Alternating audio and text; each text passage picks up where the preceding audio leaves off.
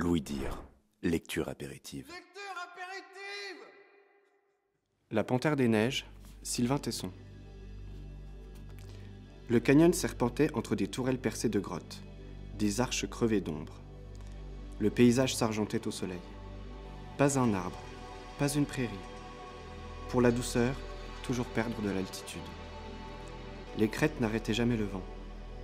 Les rafales disposaient les nuages et régissaient des éclairages albuminés. C'était un décor pour Louis II de Bavière, peint par un graveur chinois amateur de fantômes. Chèvres bleues et renards d'or glissaient sur les pentes, traversaient les brumes, parachevant la composition. Toile composée, il y a des millions d'années par les efforts de la tectonique, de la biologie et de la destruction, le paysage était mon école d'art. Pour apprécier la beauté des formes, il faut une éducation de l'œil.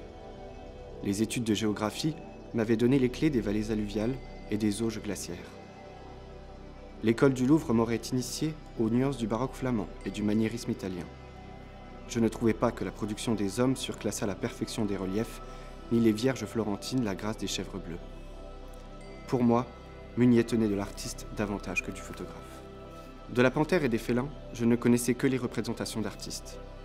Aux tableaux, aux saisons. Au temps romain, la bête vadrouillait sur la frontière australe de l'Empire, incarnant l'esprit de l'Orient.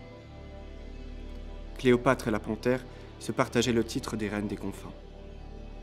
À Volubilis, à Palmyre, à Alexandrie, les mosaïstes avaient déployé des panoplies d'animaux sur des parterres où les panthères dansaient la ronde orphique avec des éléphants, des ours, des lions et des chevaux. Le motif tacheté, la robe bigarrée, disait Pline l'Ancien au 1er siècle après Jésus-Christ, était un blason de puissance et de volupté.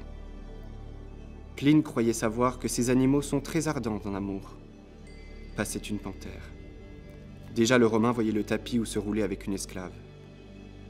1800 ans plus tard, les félins fascinaient les peintres romantiques. Dans les salons 1830, le public de la Restauration découvrait la sauvagerie.